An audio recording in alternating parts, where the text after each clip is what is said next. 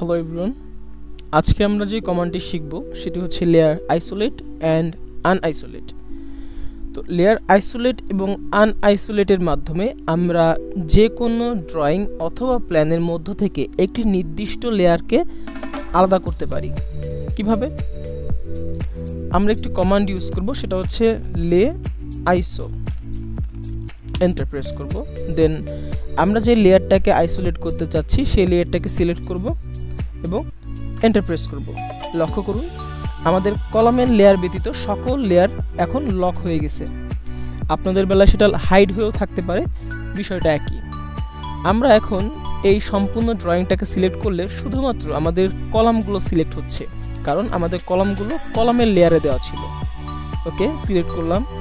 Select করার পরে আমরা কপি করব। লক্ষ্য করুন, শুধুমাত্র কলামের লেয়ারে থাকা কলামগুলোই এখানে কপি হয়েছে, আমাদের কলামের ভিতরে থাকা হ্যাচগুলো পর্যন্ত কপি হয়নি। রিজন, আমাদের হ্যাচগুলো কলামের লেয়ারে ছিল না। ওকে, তো এখন আমরা যদি এই ড্রয়িংটিকে আনআইসোলেট করতে চাই বা স্বাভাবিকভাবে আনতে চাই, তাহলে আমরা যে কমান্ড ইউজ করব সেটা হচ্ছে লেয়ার আনআইসো। এন্টার।